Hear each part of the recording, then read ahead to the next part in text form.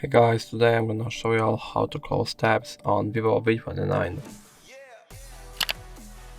Firstly, I will open Google Chrome.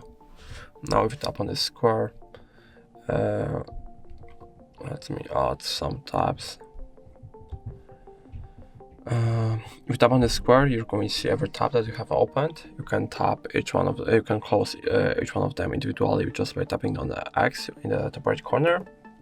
Or the tab, but you press on the three dots at the right corner of the screens. You can tap close all tabs, and you can confirm it. It's going to close all tabs with just 2 clicks. So that's going to be all.